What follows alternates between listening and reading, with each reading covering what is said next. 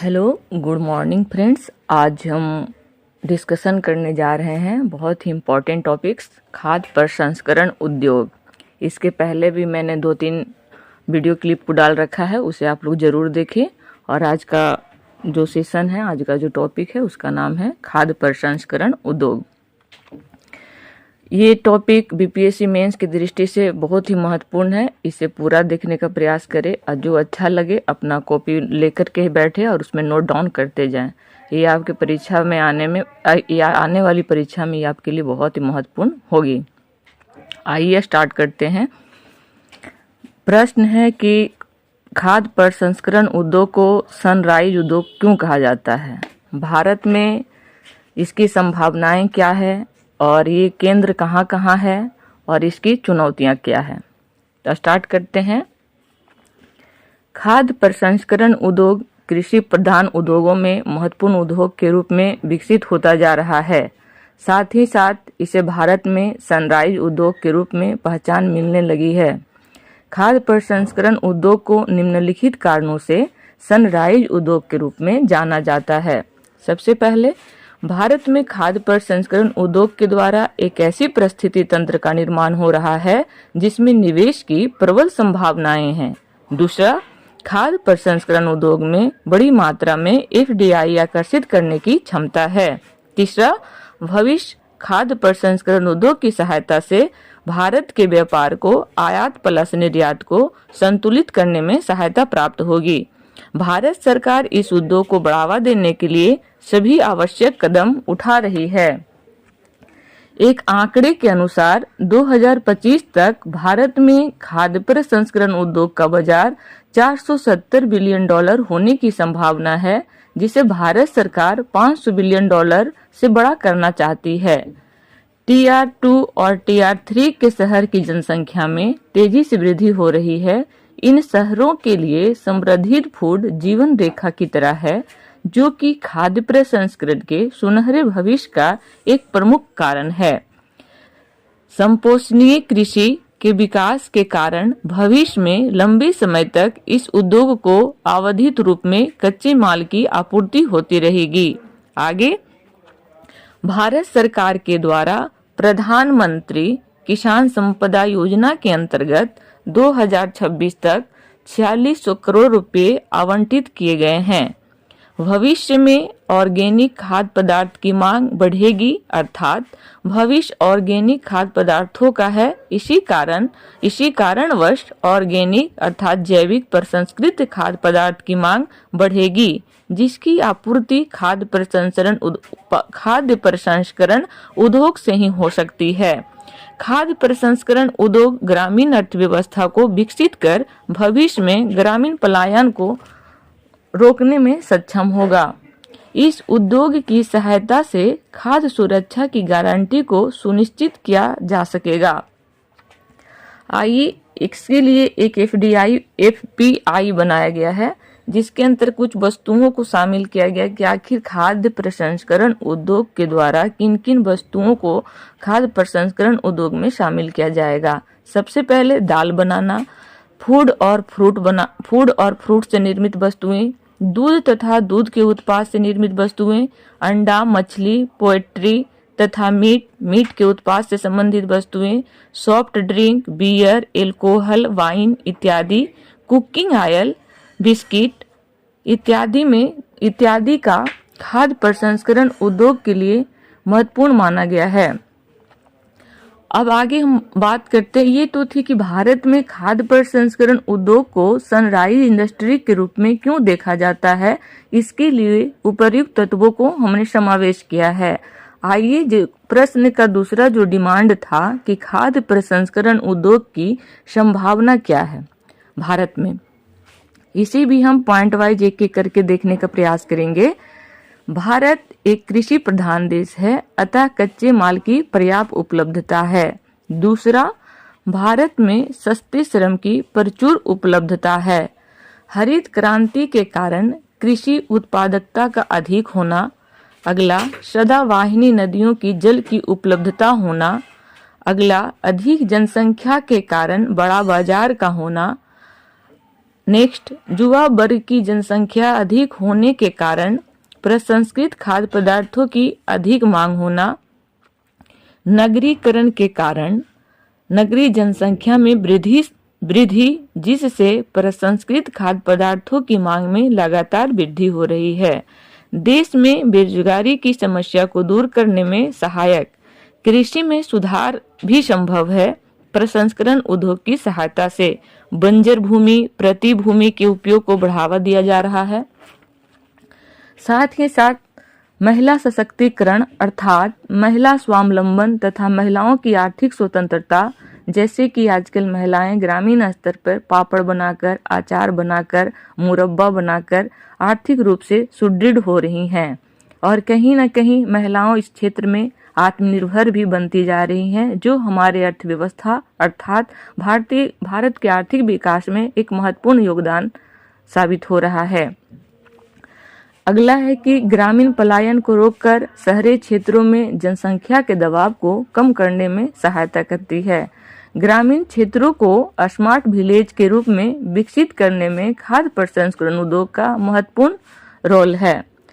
ये थी भारत में खाद्य प्रसंस्करण उद्योग की संभावनाएं। अब हम बात करने जा रहे हैं कि भारत में खाद्य प्रसंस्करण उद्योग का केंद्र कहाँ कहाँ है। तो सबसे पहले हम बात करते हैं कि इसका जो मुख्य केंद्र है, आप अंदाजा लगा सकते हैं कि जहां कृषि क्षेत्र की अधिकता होगी अर्थात जहां कृषि सुचारू रूप से की जाती है, वहां खाद्य प्रसंस्करण उद्योग को बहुत ही आसानी पूर्वक लगाया जा सकता है। तो इस मामले में जैसा कि आप सब जानते भी हैं, पंजाब, हरियाणा, पश्चिम उत्तर प्रदेश केंद्रित है। तो आइए जान लेते हैं। इसके अलावा भी कुछ हैं जहां मेगा फूड पार्क का निर्माण किया जा रहा है। उन राज्यों में हरियाणा के सोनीपत, पानीपत, उसके बाद बिहार के बक्सर में मेगा फूड पार्क का निर्माण किया जा रहा है। पंजाब के लुधियाना, कपूरथला। अगला गुजरात के पोटास कुक्कुत में इसका मेगा फूड पार्क अवस्थित है। उसके बाद महाराष्ट्र के अहमदनगर, और उसके बाद है केरला के किन्फरा,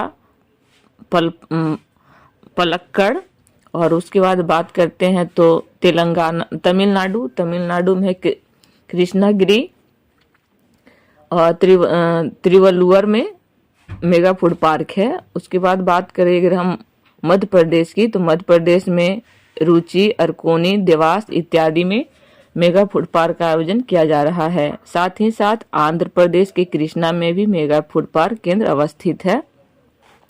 तो कुल मिलाकर देखा जाए तो भारत के कुछ उत्तर और पूर्वी और पश्चिमी के साथ साथ दक्षिण और उत्तर में भी मेगा फूड पार्क अवस्थित है। एक बार पुनः केंद्रों को नाम इस प्रकार है: हरियाणा, पंजाब, गुजरात, महाराष्ट्र, केरल, तमिलनाडु, तेलंगाना, आंध्र प्रदेश, उड़ीसा, मध्य प्रदेश और बिहार। आइए इसके बाद हम बात करते हैं। हमने अभी तक देखा कि भारत में खाद्य प्रसंस्करण उद्योग को सनराइज के रूप में क्यों देखा जाता है। साथ ही साथ हमने देखा कि भारत में खाद्य प्रसंस्करण उद्योग की मूलभूत संभावनाएं क्या क्या हो सकती है, जिसके कारण खाद्य प्रसंस्करण उद्योग को बढ़ावा दिया जा सकता है। उसके बाद हमने तीसरे राउंड में देखा कि भारत में खाद्य प्रसंस्करण उद्योग कहाँ विकसित हो सकती है, और साथ ही साथ हमने देखा कि अभी तक भारत सरकार के द्वारा मेगा फूड पार्क की कहाँ किन किन राज्यों के किस किस स्थानों पर मेगा फूड पार्क को अवस्थित किया गया है। अब हम बात करते हैं इस प्रश्न के जो सबसे अंतिम चरण है कि भारत में खाद्य प्रसंस्करण उद्योग की क्या क्या चुनौतियां हो सकती है। तो आइए इसे देखने का प्रयास करते हैं। चुनौतियां इस प्रकार है: कोल्ड चेन और भंडारण की कमी। भारत में अपर्याप्त कोल्ड स्टोरेज और परिवहन सुविधाओं के परिणाम स्वरूप फसल के बाद खराब होने वाली वस्तुओं की अत्यधिक हानि होती है। इससे न केवल भोजन की गुणवत्ता अपितु कृषकों की आय पर भी नकारात्मक प्रभाव पड़ता है। तो ये था पहला चुनौती कि भारत में कोल्ड चेन और भंडारण की अति आवश्यकता है, अर्थात दूसरे शब्दों में कहें तो इसकी पर्याप्त कमी देखी जा रही है। दूसरा, भारत में आपूर्ति श्रृंखला भारत में आपूर्ति श्रृंखला अत्यधिक खंडित है, अर्थात असंतुलित है। परिणाम स्वरूप ऊंची लागतों पर भी वस्तुएं उपलब्ध नहीं हो पाती है। तीसरा, खराब सड़कों, तेज परिवहन के अभाव में बाजार तक पहुंच कठिन हो पाती है। अर्थात कहने का तात्पर्य है कि हम फसल को तो समय पर उत्पादन कर लेते हैं, लेकिन उपभोक्ता तक सड़क की खराब स्थिति होने के कारण हम उनके तक पहुंचा नहीं पाते हैं, अर्थात उपभोक्ता तक अपने मूल वस्तुओं को पहुंचाने में सक्षम नहीं है। ये भी एक बहुत बड़ी चुनौती है, क्योंकि सड़कें जहां तहां गड्ढा में तब्दील हो गई है और ये स्थिति तो बरसात के दिनों में और भी खराब, बद से बदतर हो जाती है, जिससे परिवहन की समस्या भी सामने नजर आती है और तेज परिवहन के कारण कभी कभी ये दुर्घटना में भी तब्दील हो जाती है। अर्थात हमें सड़क के साथ साथ परिवहन भी एक प्रमुख चुनौती के रूप में नजर आ रही है।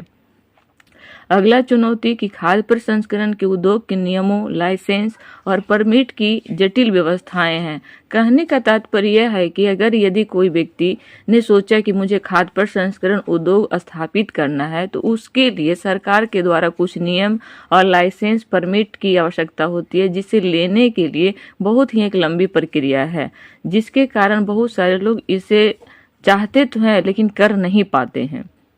इसके लिए चाहिए कि सरकार को सिंगल विंडो का जो प्रावधान किया गया है उसे सुचारू रूप से करना चाहिए। अगला, आपूर्ति श्रृंखला में अंतराल या गैप के कारण खाद्य सुरक्षा संबंधी चिंताएं भी एक प्रमुख चुनौती है। गुणवत्ता के मानक की चुनौती, दूषित या मिलावटी खाद्य पदार्थों की समस्या, कृषि भूमि के उद्योगों के रूप में उपयोग, देश में अनुसंधान एवं विकास के क्षेत्र में सीमित निवेश है। परिणाम स्वरूप नवाचार एवं मूल्यवर्धित उत्पादों को विकास में बाधा।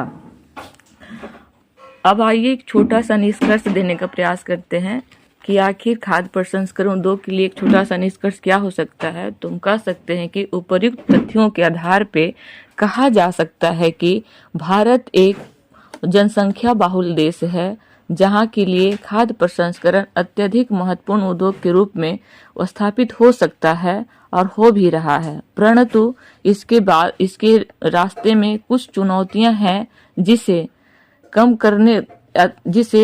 तुरंत दूर तो नहीं किया जा सकता है, परंतु कम करते हुए दूर किया जा सकता है। तो उन चुनौतियों को दूर करते हुए आने वाले समय में लोगों को जागरूक किया जाए और भारत सरकार की जो सपना है कि भारतीय अर्थव्यवस्था को 2030 तक 5 ट्रिलियन किया जाए, तो कहीं न कहीं इन छोटे छोटे प्रयासों से हम भारतवासी इसे करने में सफल हो सकते हैं। इसी के साथ आज का ये वीडियो संस्करण को समाप्त करते हैं। जय हिंद, जय भारत। फीडबैक जरूर दें कि कैसा लगा।